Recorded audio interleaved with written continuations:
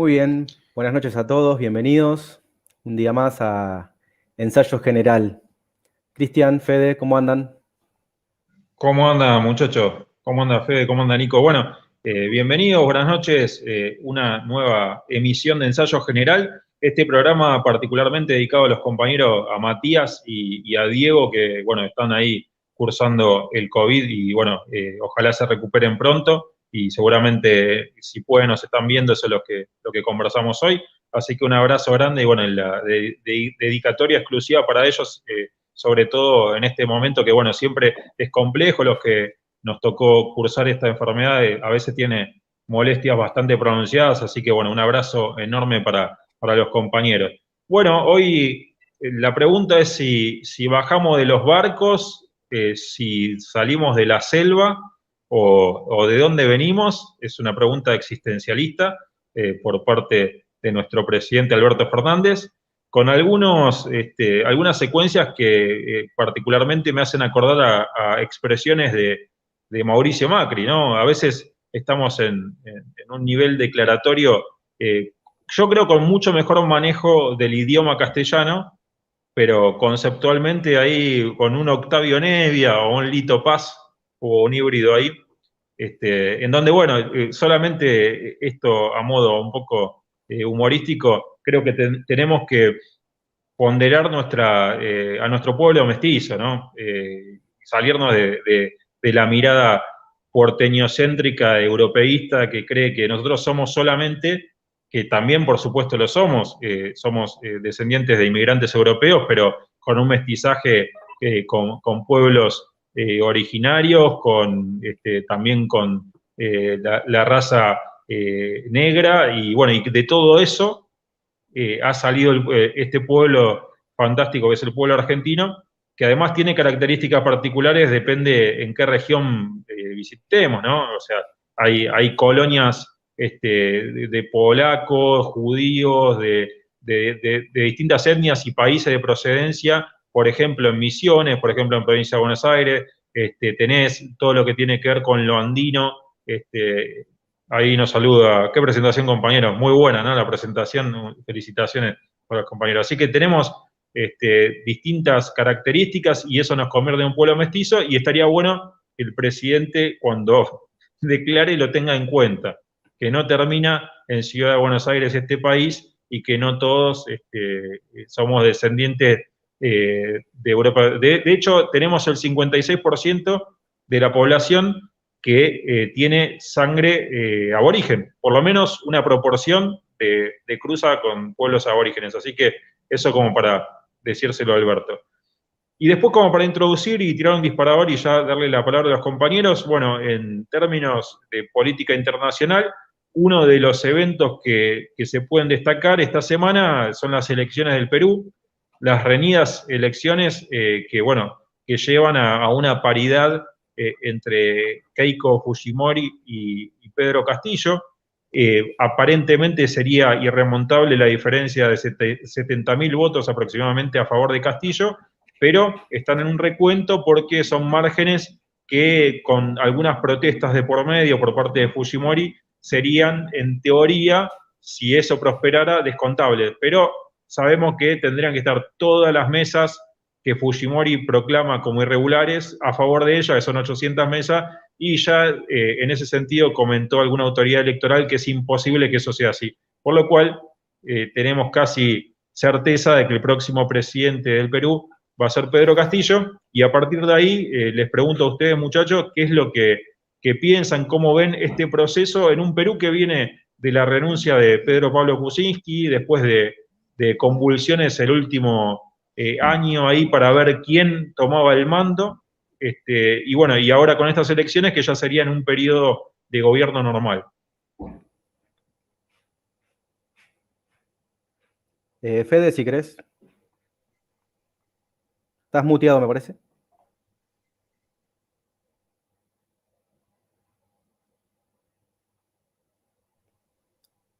No está muteado, pero no sale el audio, así que tiene No, no algún sale el problema de audio. conexión con el audio. Nico, no sé si querés comentar algo respecto a las elecciones en el Perú. No, bueno, básicamente que la verdad que lo estuve siguiendo, estuve muy reñida la cuestión.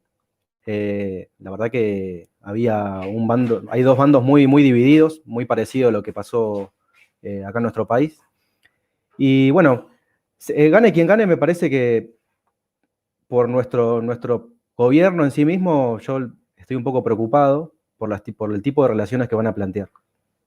Pero bueno, no, estoy como expectante ante ese tema. Es como que es desconcertante, ¿viste? No sabes qué van a hacer. Sobre todo con las declaraciones del presidente, no ayudan en nada a lo que es política internacional. Nuestro canciller, sea quien sea, la tiene difícil con ese tipo de declaraciones. Pero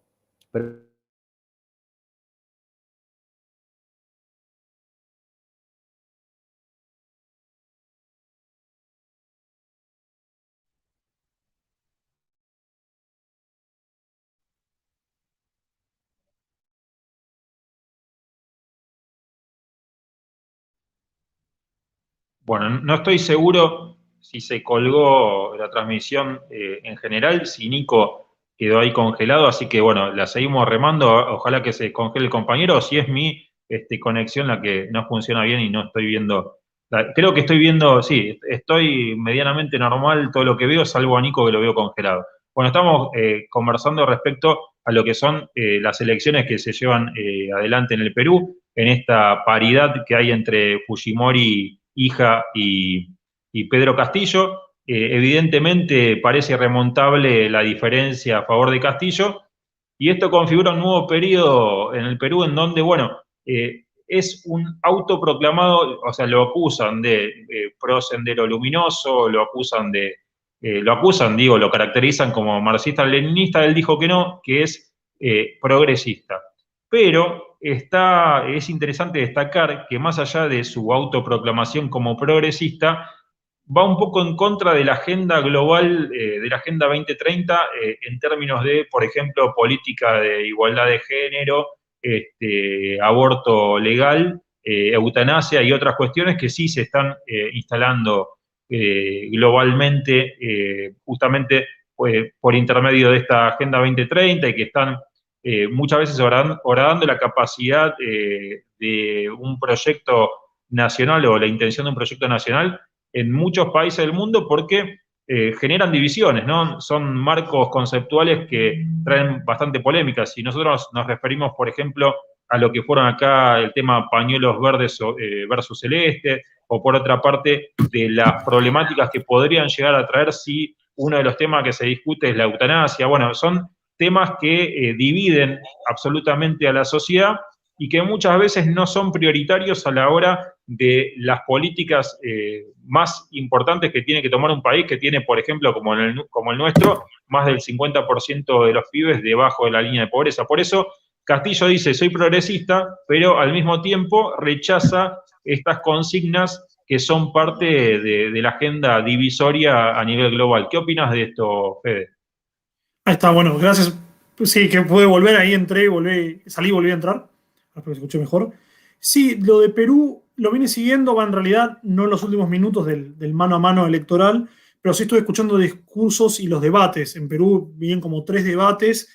Hay uno muy gracioso que los primeros eran, bueno, se debatía en Chota, digamos, una localidad peruana, pero era como tapa de crónica, ¿viste? Se debaten en Chota. Y bueno, Amo ahí Crónica. está. Gracias Full, Crónica, porque... pero a full, o sea, muy interesante. Me parece que son 2 Perús contrapuestos. Sin caer en esta cuántos Perús hay, porque si no, empezar, no hay 70 Perú, no. Me parece que hay como una fractura bien fuerte que lo da como la. Me parece que eso lo da la columna vertebral, que sería la cordillera de los Andes. Me parece que hay algo geográfico ahí que es muy fuerte. No contando de lo étnico, eso digo también, pero me parece que las 2 representaciones, ¿no? Este Perú de Keiko Fujimori, con todo su antesala, digo, el apellido pesa, de inmigración japonesa en el Perú, apoyada por Vargas Llosa. Digo, justo ayer escuchaba el último debate que iban a hacer un juramento por la Constitución con Vargas Llosa, una cosa así medio solemne. Digamos, la semana pasada. O sea, lo escuché ayer, pero de la semana pasada. Y Pedro Castillo, que bueno, viene ese Perú profundo, ese subsuelo de la patria, digamos, de otra patria, que también sacudía. A mí lo que me parece que Castillo dice más de lo que responde. Porque los diálogos le preguntan, bueno, ¿y qué postura vas a tomar? Sí, bueno, igualdad. Me parece que también es bastante inteligente no salir con definiciones un poco más tajantes. Digo, en la cancha se ven a los jugadores. Entonces, espero a eso. Me parece también muy interesante esa discusión que la encadeno con la de Alberto Fernández, me parece también muy interesante. No digo, no por el hecho en sí, que digo, como decía vos y Nico, generó un montón de problemáticas o va a generar, pero al mismo tiempo pensarlo como traer el debate sin quererlo sobre la mesa, que me parece muy importante. En Perú lo que me parece es que algo va más ahí con, si quiere, con un Mariátegui, algo como como solucionar muchos problemas de antaño que se vienen a plasmar ahora. Hay algo muy peyorativo, yo me acuerdo, he estado en Lima, estuve tanto en Cusco, en el medio, digamos, lo que sería la sierra, y me acuerdo, dice, no, bueno, acá, yo no preguntaba, pensé, como también muchos, parafraseando a Alberto, vinieron de los barcos, otros muchos vinieron también del interior del país a lo que sería Buenos Aires. Entonces también me quedé pensando, digo, bueno, che, ¿de dónde viene tu familia? Ahí, amigos, amigas que nos cruzamos en el viaje, ¿son de las sierras? Y ahí quedó como, no, ¿qué me está diciendo? No, pero pará, no, de ahí, de Junín. Yo preguntaba, porque yo estuve en Ayacucho y era como, no, bueno, de Ayacucho, de ahí, de esa zona. No me digas así. Era como, bueno, pará, metí la pata. Y bueno, sí, había metido la pata. Pero bueno, esa sociedad también muy, muy desigual. Y esta agite me parece que vos también lo traías bien, Cristian, como hay como, vamos más como, hay un fantasma que recorre, pero está muerto, pero igual hay que matarlo de vuelta, exorcizarlo permanentemente. No, que sos comunista, que sos socialista, y no sabemos bien qué es. Yo creo que va con un proyecto más nacional, Castillo, frente a Keiko, que bueno, nada, Keiko, digamos, sin ser peyorativo, me parece que por donde viene la mano es complejo. A mí me daba como la sensación cuando se escuchaba debatir que Castillo, bueno, muy, muy centrado, pero también bien, apelando a, ¿cómo se llama esto? A la palabra de maestro. Él de Serra dice, no, palabra de maestro, como esos valores de antaño, que digo que están bien, también los trae, está bueno traerlo a la mesa para discutir. El maestro como formador del pueblo. Y del otro lado Keiko, que te viene con todas como discusiones más tecnocráticas, si se quiere, o que hacen chicos. Pero bueno, también interesante. Me parece como ese legado. No sé si Cristian, ahí seguimos mano a mano y seguimos metiéndole. ¿Vos qué pensabas? Sí, coincido bastante con lo que estás expresando. Por ejemplo, hay algunos, obviamente, lo primero que vos decías es hay que verlo caminar, ¿viste? Va a demostrar ahí en la cancha. Y eso, por supuesto, después es irrefutable porque si hay una oportunidad para realmente demostrar es en la gestión.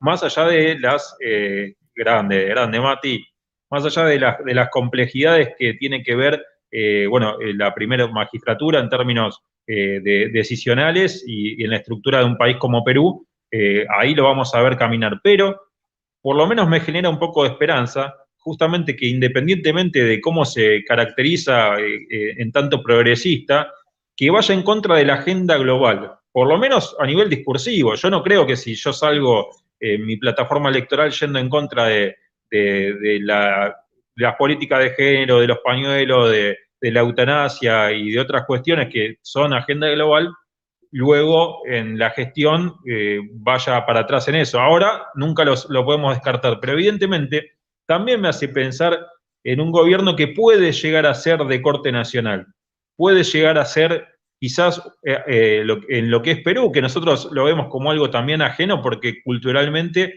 tiene sus características particulares y para entenderlo bien hay que estar ahí, pero yo creo que puede ser un gobierno que quizás sea de izquierda nacional. Sabemos que en Perú no pasó el peronismo, solamente el peronismo, por más que lo queremos exportar a todo el mundo, lo tuvimos nosotros. Entonces, en otras latitudes, la esperanza a veces viene por gobiernos que vayan hacia ese lugar, pero bueno, cuando abrazan todas las políticas globalistas en este momento, sabemos que en la práctica casi estamos perdidos. Y después está, bueno, Sí, decime, coincido con Fede. eso, coincido en eso, Cristian. Ahí me dejaste pensando, me parece que va a venir como una forma más, a ver si quiere, con este legado incaico de alguna manera. No quiero decir se van a dar 5.000 años para atrás, pero, o 3.000, pero sí pensarlo, o menos, digamos, también, o 1.000, pero pensarlo también en relación a la solución nacional. Eso por ahí sí, eso también se está viendo, me parece que está en el caldero. Eso traía, bueno, sí, nosotros encontramos, se expresó nuestra solución nacional. Para mí también entender es eso. Entiendo que hay gente que no, pero bueno, para mí va por ese lado y lucho por eso, que es el peronismo, sin duda. Ahora, la solución nacional peruana me parece que está, o va a seguir como algo símil boliviano, si se quiere, en el sentido de la vuelta al AILU. O sea, no es, esto es lo que está diciendo, bueno, vamos en contra de la Agenda 2030, de cuestiones de género. Sí, pero eso significa que esté bien la desigualdad entre el hombre y la mujer. No, vamos a buscarla en el marco de nuestras respuestas. En la comunidad andina, digo, no como el Estado, como la Organización Supranacional o de Comercio, digo. Sino como del AILU en cuanto a saberes ancestrales de la tierra, digo, el trabajo de los hombres y mujeres en la tierra. Me parece que por ese lado van a sacar un montón de cosas buenas. Puede andar.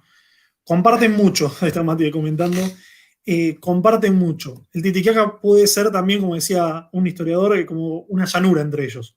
En vez de separarlos, junta. Son países, Perú es un país muy diverso.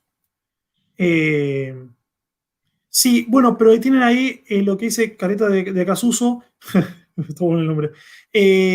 Sí, en cuanto a la reforma agraria, tiene otros tintes también, me parece. No soy un especialista por en el caso peruano y Alvarado hasta ahí. Pero me parece que lo más fuerte es la nacionalización, reforma agraria, que en Perú es importante, tanto los dos en el debate como que acercaban esa situación. Se veía mucho a Keiko también diciendo, bueno, vamos a hacer familote, que era como entregar propiedades a las familias sin propiedad, como raro, digamos, de alguna manera la emergencia de Pedro Castillo también te tiró como si quiera propuestas más, si quieren, nacionalizantes en la discusión política, que lo celebro, digo, me parece muy bueno, digo, sacar a Keiko, de Keiko a algo más nacional es interesante también. Sí, Mati. Nico, bueno, a Nico se le había cortado, perdón, a Nico se le había cortado la luz, ahí regresó. ¿Qué tenés, de sur o de norte? De sur, de sur. Hoy justo hablaba con Darío y le contaba que estuvimos a la mañana hasta la tarde sin luz. Así que bueno, estaba molestando bastante, así que bueno, les pido disculpas que me desconecté cuando estaba hablando. Bueno, no tenés la responsabilidad, hay que decirle a Mindlin eso. Y a todos esos muchachos. Nico, no sé si, bueno, pudiste escuchar, ahí estaba, bueno, Fede dando su opinión respecto a, evidentemente, conjeturas, porque hasta que no se oficialice primero la presidencia de Castillo y después que empiece a andar, hay muchas cosas que no las vamos a saber, pero por lo menos a priori, ¿qué es lo que pensás? Retomando un poco lo que decía antes, en primer lugar, siempre es bueno que no haya ganado Keiko, o al menos eso parece, eso todo indica.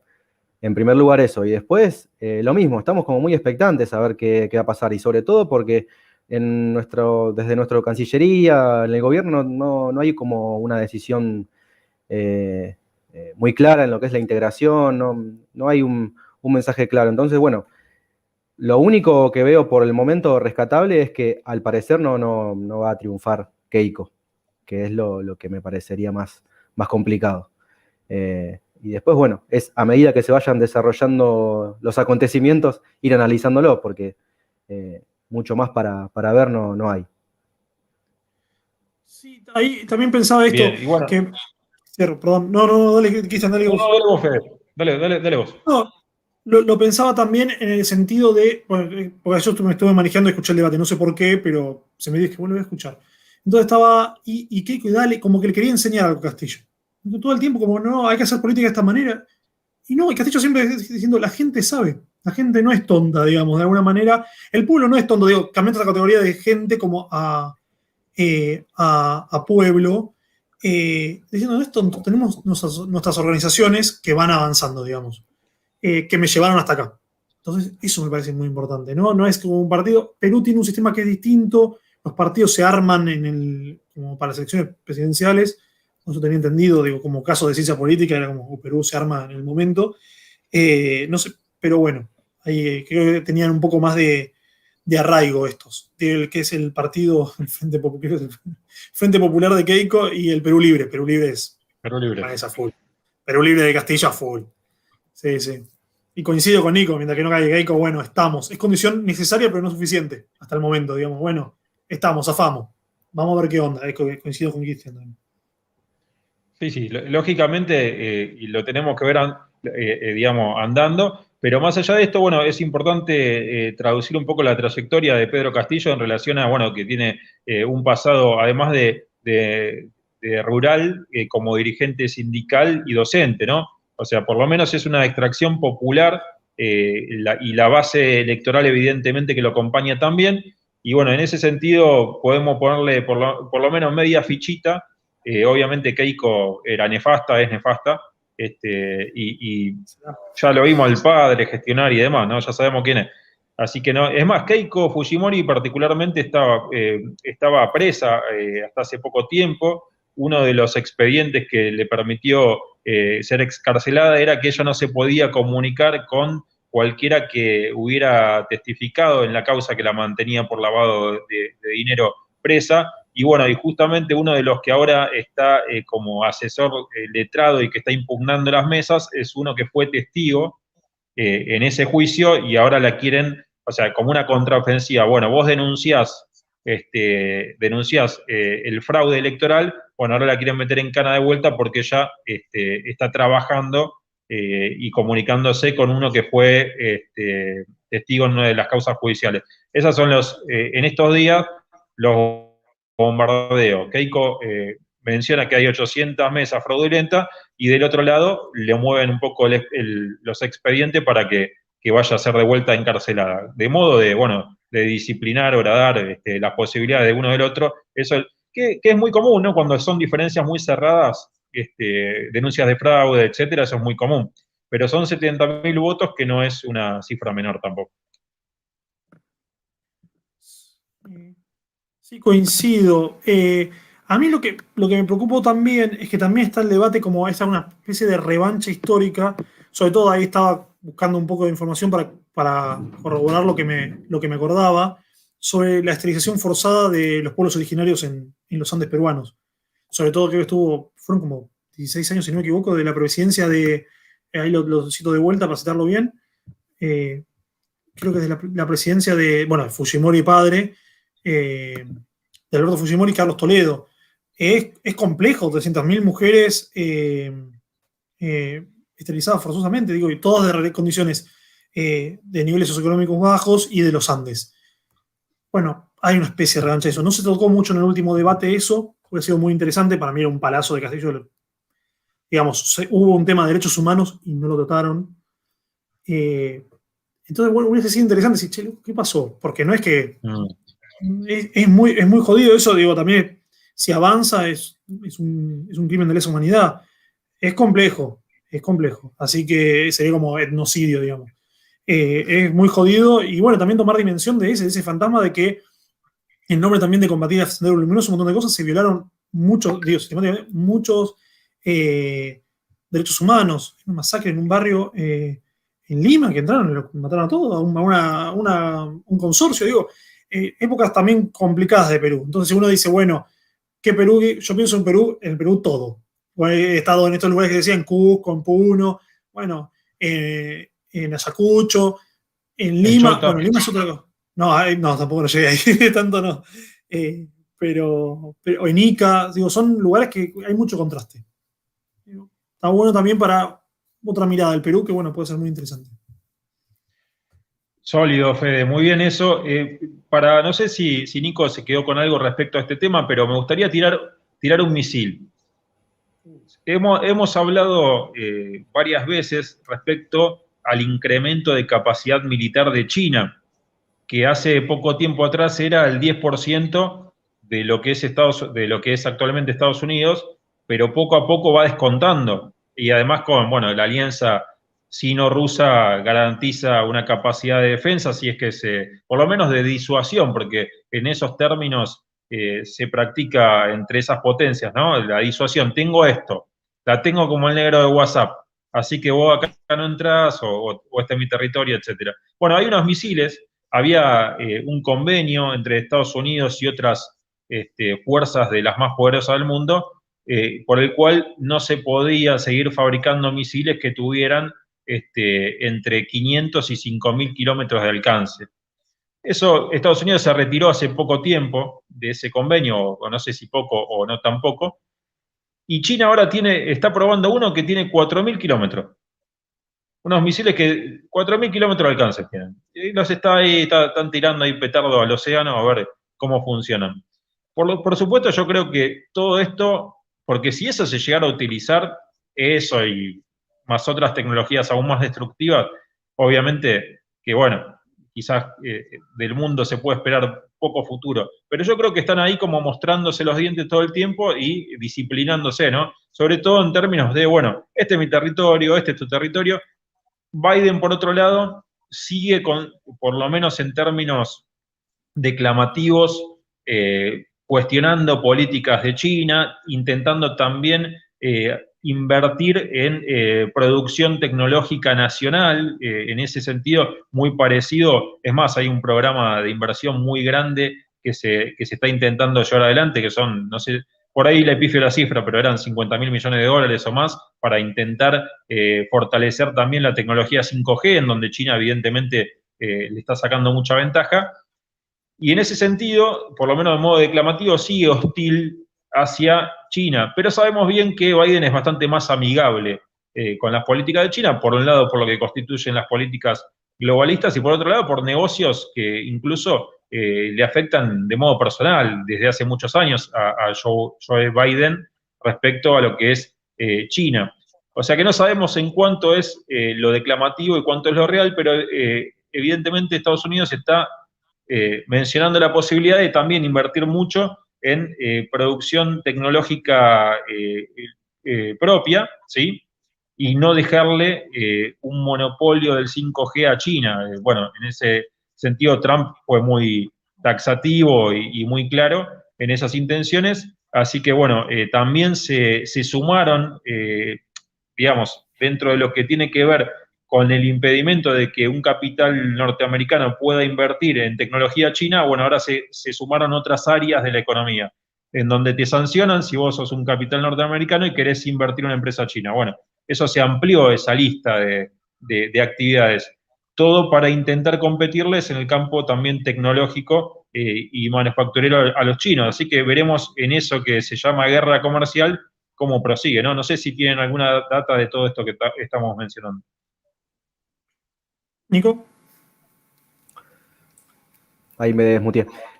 No, la realidad es que con respecto al tema de los misiles y demás, no tenía esa data, me parece muy interesante. Lo que sí es el tema de la guerra comercial, que por más que haya cambiado de gobierno y que parecían tan distintos, hay cosas que se mantienen, ¿no? Esa es como primera observación. Lo que pasa que, bueno, no podía ir tan frontal Biden por todo lo que mencionabas vos antes, de los negocios que tiene, está muy involucrado con China. Entonces, tenía que buscarle la vuelta. Lo primero que hicieron fue mostrarse los dientes, como para tener un poquito una excusa, ¿no? Y bueno, ahora estamos viendo que cada vez de a poquito va escalando con un poco más de intensidad. Pero sí, la guerra comercial está casi tan violenta como la había dejado Trump. Sí. Coincido con eso. A mí me parece que Biden juega este doble juego que continúa, como bien dice Nico, las políticas de Trump. Y otro también es ponerle un freno a China, digamos. La idea de Estados Unidos creo que es como tratar de ralentizar el crecimiento chino, que creo que está bastante complejo. Vos ahí nombrabas más áreas de tecnología que me parecía importante, pero creo que hace un año y pico Estados Unidos sacó la computadora, el procesador cuántico, si no me equivoco. Parece una locura, parece que estamos hablando en chino, digamos, pero es como la computadora el procesador más rápido es el doble de rápido. Entonces y lo habían desarrollado, ya lo presentó Google, como que había una movida ya desde antes que ya lo venían manejando. Yo dije, lo había preguntado, tenía amigos que estaban más en el tema, le digo, ¿pero eso para qué sirve? No, imagínate si tenés que calcular un misil. No, te calcula la mitad de tiempo la trayectoria. Digo, respondiendo a esa pregunta. Lo que me parece que ahora la pelea de China es que es raro, de alguna manera, porque los yanquis se retiran de Afganistán, que sería como, está pegadito China atrás, al oeste de China, digamos, pero al mismo tiempo refuerzan como el cerco marítimo. Japón, Corea del Sur, Taiwán, todo el bardo que va a haber ahora por las islas del mar de China. Australia, India. Es raro. O sea, ahí se van acercando. El tema es cuando se logra esa superioridad china. China sabemos que invadirla está complicado, digo, es imposible. Ahora, en el mar, digo, tiene una movida muy interesante India, o tiene una especie de un archipiélago saliendo del estrecho de Malaca. Entonces, técnicamente, si los hindúes se enojan, te bloquean el estrecho y fuiste. De alguna manera, cortaría el suministro de un montón de recursos que pasan ahí, que son para China, digamos. Bueno, también queda el Mar del Norte, que se descongela ahora, pero ahí está la tensión, digamos, y lo entretenido de esto. Y, no sé, eso para como arrancar, digamos. Y sumado a eso. Bueno, justo estabas mencionando todo lo que tiene que ver también con algunas nuevas tecnologías por parte de Estados Unidos, bueno, que la presentó Google, y me hiciste acordar algo que estábamos hablando con Nico fuera del aire, que tenía que ver con algunos mails que se desclasificaron y en donde hay contactos entre este funcionario que nos va a contar Nico y Zuckerberg y Bill Gates, etcétera. ¿Qué estábamos conversando, Nico? Sí, así es. Obviamente este es un terreno un poquito complicado porque hasta hace pocos meses hablar de esto era prácticamente pasar al mundo de la Deep Web y la conspiración. ¿Qué pasó?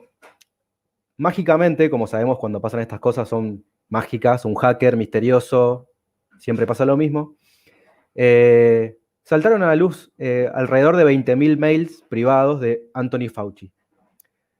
Para trazar un paralelismo así medio rápido, sería como una especie de ministro de salud, un equivalente a lo que tenemos acá. ¿Qué pasa? Él reflotó la teoría de la creación del laboratorio del virus. ¿Qué pasó? Empezaron a investigar esos mails, diferentes medios de comunicación, sobre todo la Fox, que es la que más le hace la contra, y saltaron, bueno, conversaciones con diferentes funcionarios, otros militares, no funcionarios, jefes de redes sociales, en la que, bueno, lo que se encontró es que había conversaciones con el laboratorio de Wuhan, de este famoso laboratorio de Wuhan de armas químicas.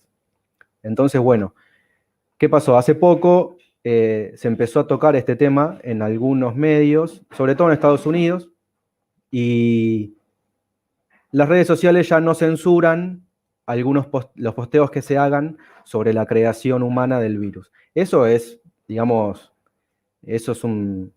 un acontecimiento importantísimo, porque hasta hace poco vos publicabas algo referido a eso y automáticamente te denunciaban la publicación, te la bajaban.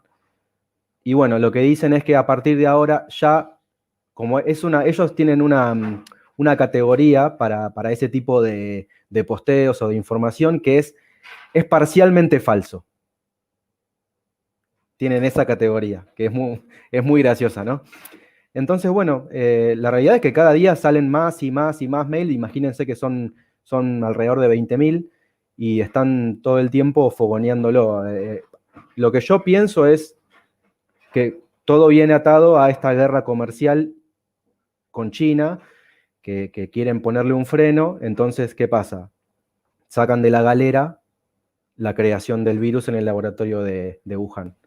Bueno, yo lo linkeo con esa manera. La realidad es que esto es muy reciente, no hace 2 semanas saltó este lío, y bueno, está en boga Anthony Fauci. Como ahí Pocho dice, le llegó la posverdad. Y bueno, tiene que ver un poco con eso. Pero el tipo está entre la espada y la pared y es como el soldado entregado. Quedó como el soldado entregado de toda esta cuestión. Una de las cosas que más me llamó la atención fue los mails que cruzaron con Mark Zuckerberg, con Bill Gates, con la fundación Bill y Melinda Gates, con militares, en la que también mostraban que a Fauci, como es una autoridad del gobierno, le llegaban informes firmados por miles de científicos en la que planteaban dudas desde un principio de la creación del virus, de las vacunas y otras cosas más, y el tipo no contestaba o respondía, por ejemplo, sí, lo vamos a ver, lo estamos investigando, y no les daba bola, como que cajoneaba todas esas cosas. Mientras tanto, paralelamente, hablaba con, por ejemplo, Mark Zuckerberg para hacer campañas publicitarias muy direccionadas, y bueno, ese tipo de cosas. Es como que está saliendo a la luz todo ese lío.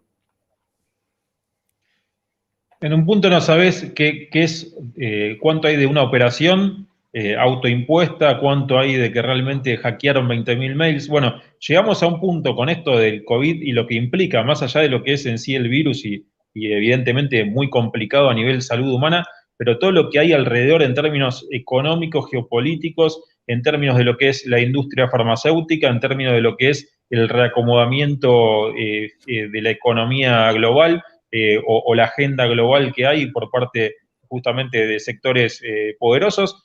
Entonces, llegamos a ese punto en donde, sinceramente, es casi nada lo que se sabe.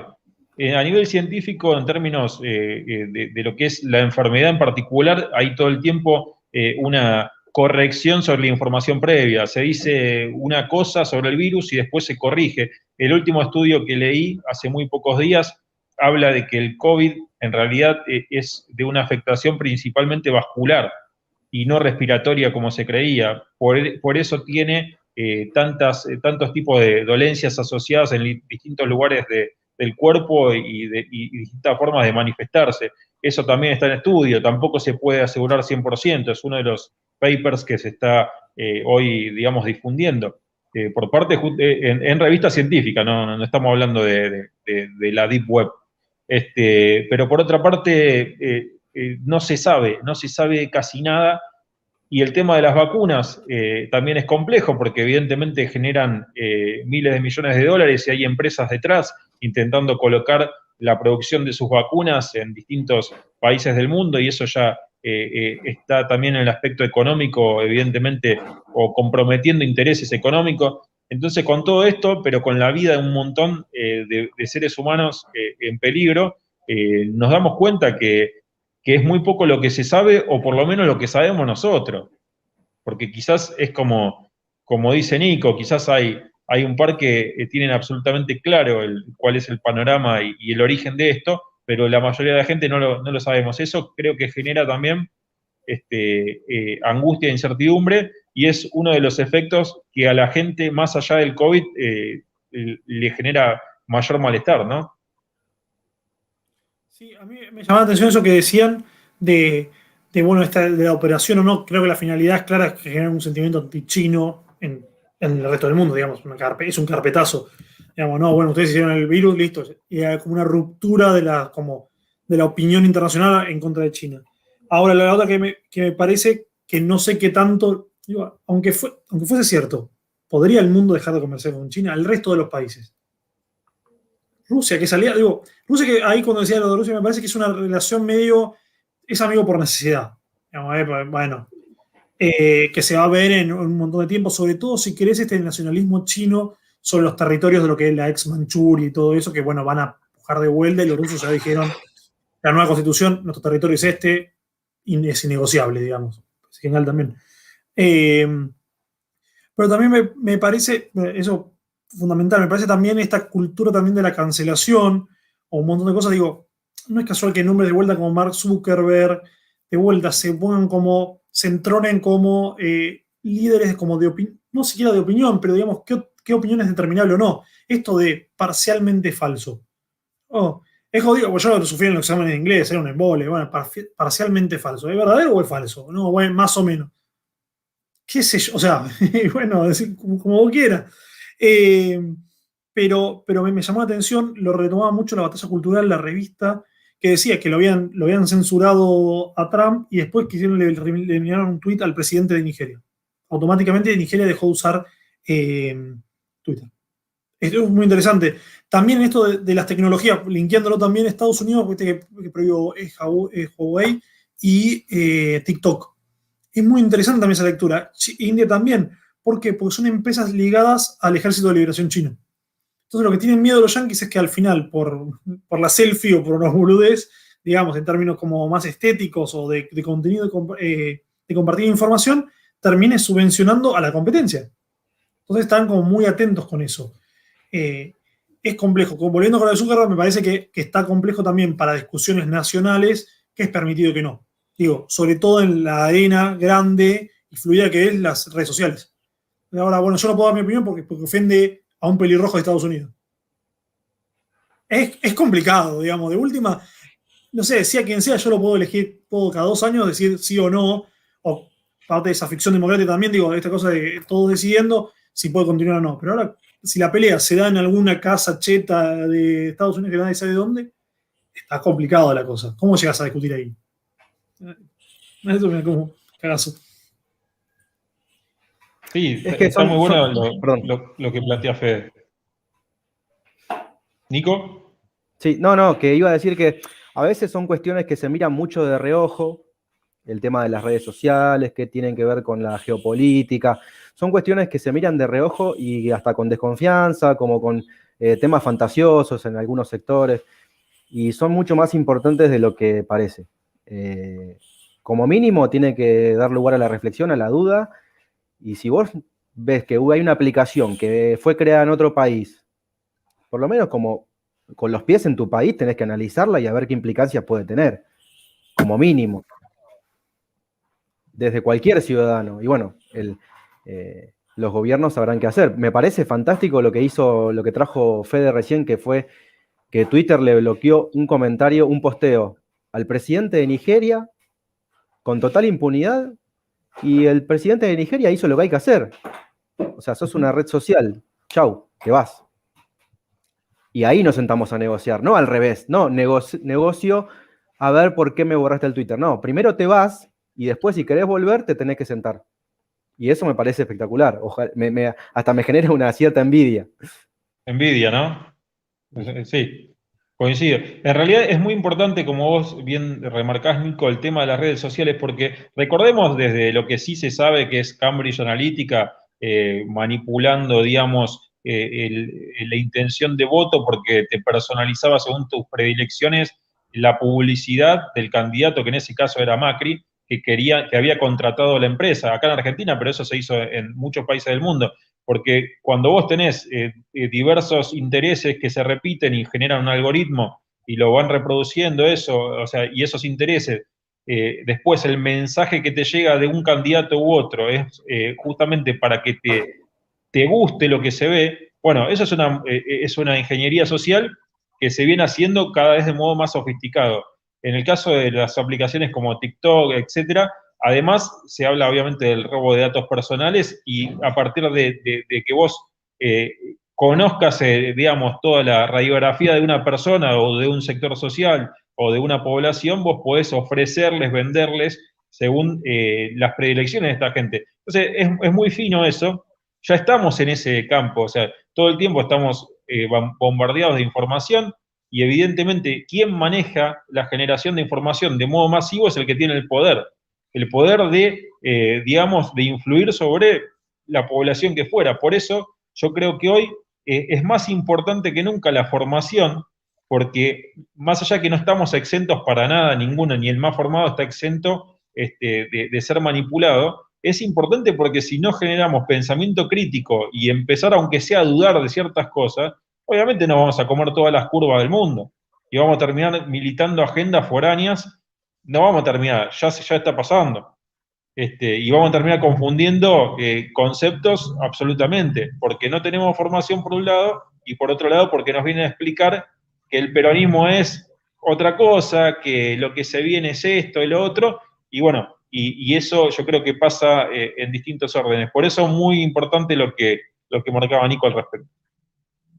Sí, sí, coincido. También lo pensaba ahora en retrospectiva, ¿no? Como antes de Cambridge Analytica que traías vos, Kristen, que también me parece como oportuno, pero me parece que es como la punta del iceberg cuando se puso en debate todo esto. Pero ver en la llamada primavera árabe, no, bueno, en Egipto, no, que las redes son el espacio de libertad, como que, bueno, pintaban cosas. Después cada uno tendrá su opinión, digo, no voy a entrar un poco más allá de términos descriptivos o de geopolítica, la vida de Egipto está todo bien, pero no va a entrar en ese debate si estuvo bien o mal, pero sí ese rol como, bueno, cómo se propagó todo eso, y bueno, mañana te puede ser en cualquier otro lado. Y eso también es el tema. No, como, andan re bien. Sí, yo, bueno, parte de este mundo raro. Por eso, algo muy interesante también han hecho los rusos, creo que para estos años están terminando de nacionalizar los servers de Internet también. De alguna manera, no sé cómo funciona, calculo que es como los espacios donde se juntan todos los cablecitos, como si fuese en la época más de mis viejos, o mis abuelos, de los cables que se dan de la operadora, digamos, o de las películas de las operadoras que están ahí, pensar que todo eso, bueno, ahora nosotros tenemos nuestro nodo, después nosotros nos conectamos a la red global, que me parece también muy interesante. O sea, está bien, es nuestro. De última, cambiamos de gobierno, tenemos las herramientas para pelearlo, listo, y cambiamos, yo creo que se conecte que sea al revés, listo, bárbaro. Pero que sea una decisión soberana y que los actores, digo, la sociedad, los pueblos puedan decidir sobre eso. Eso es fundamental. Sí, lo que preguntarse cómo maneja. Perdón, Nico, un dale, comentario. Hay que preguntarse cómo maneja China el acceso a la información de su propia población, para pensar de qué modo también está generando una homogeneidad, si se quiere, básica en su población para un proyecto que tienen ellos, que es este, que nos puede molestar a muchos realmente, que es imperialista de otra manera, no es invadiendo países precisamente, pero sí colocando productos y generando dependencias. Y bueno, hay que preguntarse también cómo lo están manejando ellos, y cualquier país que pueda llamarse soberano y que tenga un proyecto nacional, hay que preguntarse cómo lo está manejando el tema del acceso a la información. Con esto no quiero decir que hay que vedar el acceso libre a la información, pero hay cuestiones que no se pueden soslayar. O sea, que tienen que ver con también un proyecto soberano. Vos no podés permitir que te instalen una agenda sin decir ni A. O sea, porque eso ya directamente es entregarse. Coincido, sí, no lo voy a decir, pero está en China, vos darías, Cristian, en la reflexión, el tema de el gran firewall de China, la gran muralla, cibermuralla, para que no entre información. Uno va a China, no tuve la oportunidad, pero tiene que usar VPNs para conectarse como si fuese de otro país, para usar aplicaciones como las Google, TikTok. Y es muy interesante en el proyecto que esto que marcabas de China, que se dice como, digo, hace poco decían algunos medios que está lo de la protesta de Tiananmen, que China está vedado. O sea, no aparece, no sé, por uno de los oyentes me dice, no, Fede está flasheando, en China aparece. Pero en teoría, como toda la prensa occidental te dice, mira que Tiananmen no aparece en el Google China, digamos, no sé cómo será el Google China, pero es muy, muy, muy interesante también. Es más, las sociedades más occidentalizadas, llamadas occidentales, tienen otra lógica de juego. Los rusos también nacionalizan el servidor. Después de la información y algunas cosas militarán, no sé, que esto sí, esto no. Pero el resto me parece que es bastante homogéneo. Digo, eso, a prohibir Google, me parece que hay como un desarrollo de software y de cráneo también muy, muy zarpado. No sé qué opinan. Es que sí, el tema de la nacionalización de los servidores en Rusia viene atado a toda la expedición en el Ártico que está habiendo ahora. También viene atado al sistema paralelo que quieren instalar, al sistema paralelo al SWIFT. Todo viene, es como que se linkea todo. Uno puede ver la foto o la película completa. No sé si estaban al tanto del gasoducto Nord Stream 2, que también ya lo anunciaron. Entonces, bueno, con respecto a las sanciones que tiene Rusia, que tiene China y otros países más, tienen que buscar un sistema alternativo de pago al SWIFT. Y bueno, parece que eso lo están encaminando. Y está todo linkeado. La nacionalización de los servidores en Rusia viene atado por eso también. Es una cuestión soberana, la soberanía a todo aspecto no se negocia. Político, claro, exactamente. No, y coincido con Nico, me parece que lo había pensado también, pero es como el área de Nico ya le había tirado la otra charla, que Rusia también desembolsó, creo que tiene 100.000 millones de dólares y empezó a cambiarlo en otras monedas. Está, listo, guárdenselos, ahora en el foro de San Petersburgo, que dan tanto de que hablar. Digamos, también en un islote productivo de Rusia, digamos, porque también de pedo lo escuché también. No, sí, que bueno, San Petersburgo sí tiene un par, digamos, después otras cosas es que hay que refundar, digamos, pero bueno, ahí va. Y con otros síntesis bastante interesantes, como lealtad de la población, por ahí la traducción es medio mala, lealtad de la población al lugar de origen, a la región. Bueno, Rusia está partida en innumerables regiones. Pero bueno, es interesante también. Se veía eso como la gente quiere vivir en el mismo lugar, tener un trabajo en su lugar, mejorar las instituciones educativas en ese lugar. Para tener en cuenta. Es que es una cuestión, es menester que vos tengas características de unidad en cualquier población si querés emprender un proyecto nacional. Y las tradiciones culturales de una nación, de un país, de un territorio, es importante. Yo creo que esta Agenda 2030 lo que viene justamente es a desarmar en pos de un supuesto bienestar colectivo global con estas agendas impuestas, a desarmar las características identitarias de cada lugar, las que te pueden unir, porque vos tenés, por eso es interesante, y retomando lo que conversamos al principio respecto a Castillo, que se declare en contra de justamente estos vectores de separación, o sea, respetando cuestiones que algunos te pueden tachar, los más probables te tachan de conservador, porque vos querés conservar justamente tradiciones propias, pero que son las que vos te pueden hermanar, las que te hacen ver que el de al lado sos vos. O sea, no hay forma, sino si todos apelamos al ego individual, al propio bienestar, y además que los que más son los que más difunden este tipo de política generalmente son bien comidos, y generalmente con estudio universitario. O sea, son bien comidos con estudio universitario, no tienen frío, no tienen hambre, te pueden decir, salvemos a la ballena hermafrodita, porque no están padeciendo lo peor de las inequidades de oportunidades. Entonces, dicho esto, me parece que es importante ponderar a las naciones soberanas justamente en los factores de unión. Sí, coincido, me parece que como también decía Nico, que es una frase que también yo uso y rescato, vos podés ver la foto de la película, me parece genial. Entonces, bueno, la película, y ahí también para como repreguntar, picanteándola, la que dejaba de entrever Cristian en algún momento, que era esto de, bueno, este proyecto nacional, es de, como también retomando Castillo, ¿es de abajo hacia arriba o una vez como, bueno, llegamos al poder y ahí empezamos o de arriba hacia abajo? Porque hay un en medio, porque es complejo también esa ingeniería del poder. Entonces, bueno, ¿cómo hacemos? Bueno, sí, de abajo, y si no llega, o al revés, y si llegás y quedás como autoritario, o si llegás en teoría y no en la praxis, digo, hay lecturas de eso. Y trayendo más cerquita el debate de Alberto, me parece. A esto lo que inaugura de los barcos, de los indios y la selva. Es muy desatinado para mí también. Muy desatinado. Bueno, mirá, tenés en Cancillería a Felipe Solá y el presidente es Alberto. Ya está, una síntesis. No hay cuerpo que aguante. No hay cuerpo que aguante. No, pero yo lo pensaba también que es un debate constitutivo, digamos, la del ser nacional, como preguntarse ¿venimos de los barcos? Digo, es un debate que, a ver, me parece interesante la pregunta que hace Sarmiento en Civilización y Barbarie. Me parece mala la respuesta, digamos, como que Sarmiento arrancó, viste, empezó a manejar el auto y metió marcha atrás. O sea, la pifiaste. Pero es interesante el hecho de preguntarse, che, ¿qué somos? ¿De dónde venimos? Me parece que hay un montón de biblioteca que dice, bueno, me parece que apuntamos esto a la unión de pueblos, a formar un pueblo nuevo a partir de distintas cosas, distintos elementos preexistentes. Uno europeo, uno de pueblos originales, otro afroamericano, en el sentido de Alaska a Cabo de Hornos, digamos, no de solo de los yanquis. Pero me parece que eso también es una discusión muy interesante que queda medio a saldar.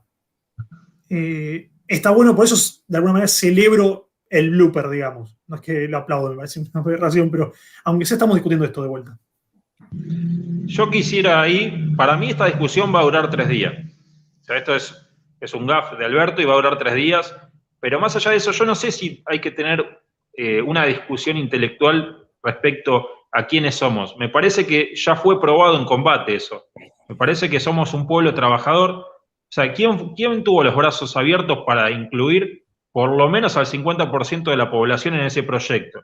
Bueno, tenemos el peronismo que aglutina en tanto trabajador y armoniza el capital del trabajo, o por lo menos tiene esa intención. Entonces, eso es lo más grande que se pudo lograr hasta el momento. Porque por supuesto que estamos constituidos por divergencias étnicas, culturales, etcétera, habida cuenta de la gran extensión del territorio, de las distintas migraciones, de los pueblos originarios, etcétera. Pero los factores comunes ya fueron encontrados. Ya se constituyó un proyecto nacional que funcionó y que fue lo más exitoso que tuvimos. No quiere decir esto que no haya que repensar algunas cuestiones, pero si vos te pones lo contrario, es lo que hace el progresismo, microcausas.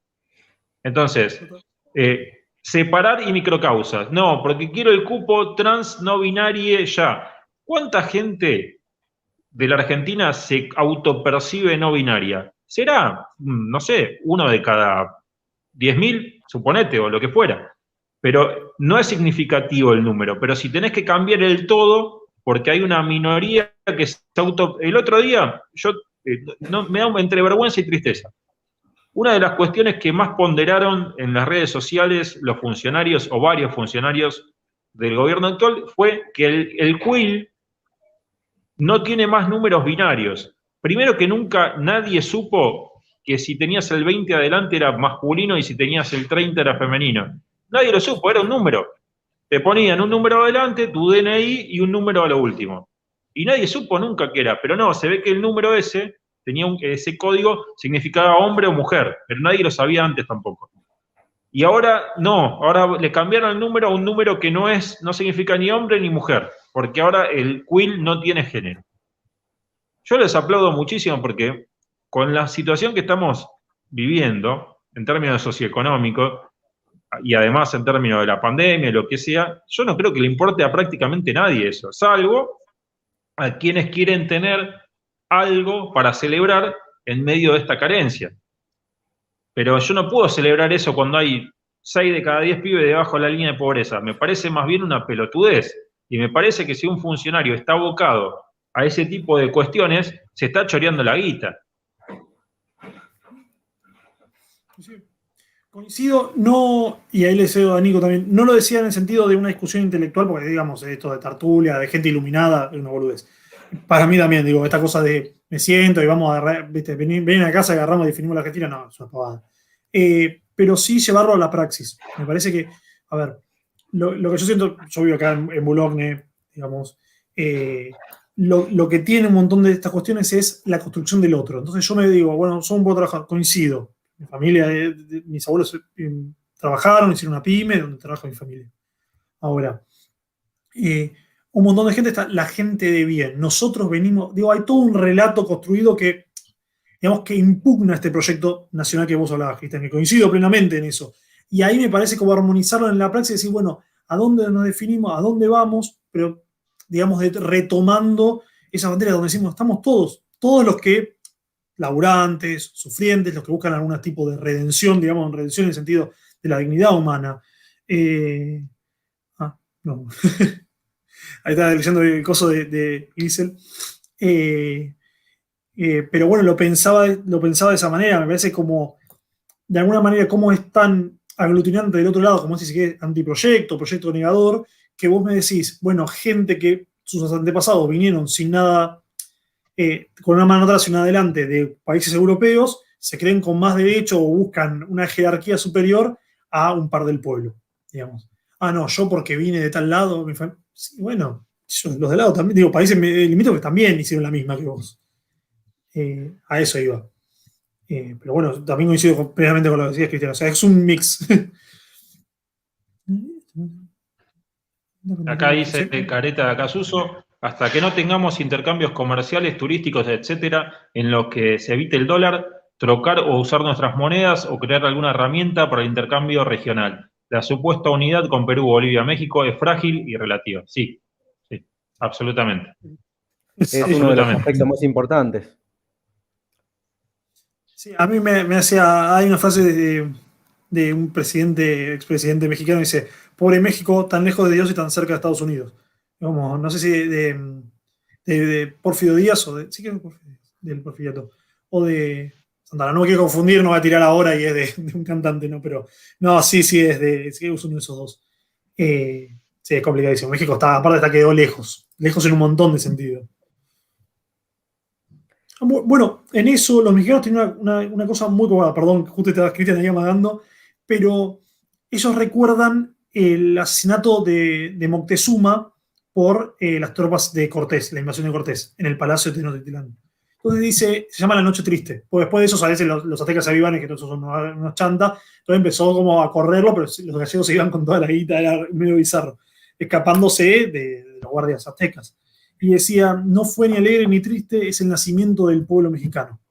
Entonces, como recomponer, digo, sobre esa herida, componer algo nuevo, una síntesis. Después, bueno, vemos, obvio, los temas raciales, étnicos siguen presentes, pero no, digo, de esa herida seguir como cavando, de dónde encontramos, sino de, bueno, dolió, es un bajonazo, digo, colonización, lo que vos quieras. Bueno, ¿qué hacemos con esto? Y mezclamos. Lo tiro también como punta para discusión. Nico. Sí, la verdad que a mí me gustaría, perdón que hable de otro tema, me gustaría saltar un poquito para comentar lo que se conmemora hoy, no sé si les parece, ¿sí? Que es el día de la afirmación de los derechos argentinos sobre Malvinas, islas del sector antártico argentino. Me gustaría compartir con ustedes y con toda la gente que nos está viendo un artículo muy cortito de una página que es de la Fundación Marambio, en el que simplemente explica un poquito a qué se debe la conmemoración del día de hoy, 10 de junio. Si quieren puedo comenzar y después comentamos sobre eso. El día 10 de junio se conmemora la designación de Luis Bernet en 1829 como gobernador argentino en las Islas Malvinas. Luis Bernet estaba trabajando en la colonización en Puerto Soledad. ¿Sí? En aquel año el gobierno de Buenos Aires designó como gobernador del archipiélago a Luis Bernet. Es un hito, uno de los hitos más importantes, ¿sí? que han pasado en Argentina en relación a las Islas Malvinas. La ley 20.561/73, sancionada el 14 de noviembre de 1973, se establece el 10 de junio, ¿sí? como el día de la afirmación de los derechos argentinos sobre Malvinas, islas y sector antártico, disponiéndose que ese día y a una misma hora se conmemorará el fasto en los establecimientos de enseñanza de todos los ciclos del Estado y particulares, también en las Fuerzas Armadas y demás. Algo que rescata este artículo, me parece muy interesante, es explicar un poco qué se venía haciendo en las islas antes de 1982, ¿sí? Antes del conflicto bélico. ¿Sí? Leo un breve párrafo para que lo sepamos. Dice, parecería que los actos de soberanía en las islas se remontan solo al 2 de abril de 1982, pero en nuestro país estuvo realizando acciones muy importantes antes de esa fecha, en la que muchos desconocen. Dice, cabe recordar que entre los gobiernos de República Argentina y del Reino Unido llegaron a un acuerdo con el propósito de contribuir de forma positiva a solucionar la situación de Malvinas. Una medida tendiente a tal finalidad fue el establecimiento de un servicio aéreo regular de transporte entre nuestro territorio y el archipiélago. Tomó a su cargo dicho servicio la Fuerza Aérea Argentina, que lo prestaba por intermedio de las líneas aéreas del Estado, LADE en aquel momento. El primer vuelo regular entre Comodoro Rivadavia y Puerto Argentino fue cumplido el 12 de enero del 72 con un avión anfibio Albatros y se continuó con 2 servicios por mes. A partir de entonces las Islas Malvinas comenzaron a estar permanentemente en contacto con el resto del mundo, se trasladaban pasajeros, se efectuaban evacuaciones sanitarias y vuelos de cargas en general, en especial de alimentos y medicamentos. La Fuerza Aérea Argentina construyó ese mismo año una pista provisoria de 800 metros de largo por 30 de ancho, utilizando planchas metálicas. La finalidad de esa obra era permitir que los aviones Fokker pudieran aterrizar en la isla. Dice, logrado esto, la frecuencia de estos vuelos se elevó a 1 por semana. De este modo, Puerto Argentino pudo recibir aviones jet que cubrirían la distancia media entre las dos ciudades en 2 horas y 30 minutos. Se realizaron también vuelos no regulares de traslado de carga de aviones Hércules. Esta capacidad operativa, ampliada por el medio naval, permitió instalar plantas de gas del Estado y de combustible de YPF. También se realizaron investigaciones por parte de la Sociedad Científica Argentina y hasta se designaron 2 maestras para la enseñanza de la lengua castellana a los isleños. Y luego, para finalizar, al comenzar los acontecimientos bélicos del 82, se suspendieron todo este tipo de actividades. Me pareció muy interesante el artículo, más allá de explicar por qué se conmemoraba hoy el Día de la Afirmación de los Derechos Argentinos, y me parece muy importante el hecho de la integración de las islas a lo que es la Argentina continental. Eso me pareció lo más rescatable del artículo.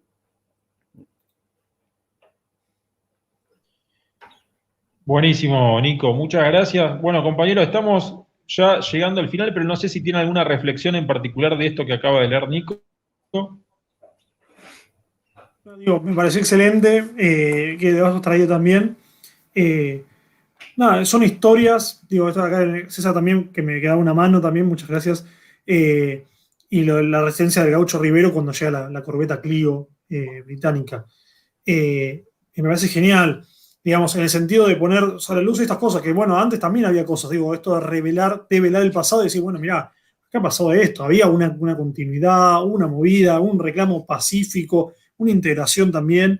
Bueno, eso, seguir reafirmando y en la lucha, digo, nuestros derechos soberanos de manera diplomática, pacífica, pero explicando a nuestro pueblo, porque después te cae algún medio otra vez en un chat y dice, no, son un déficit, no, las cambiamos por vacuna.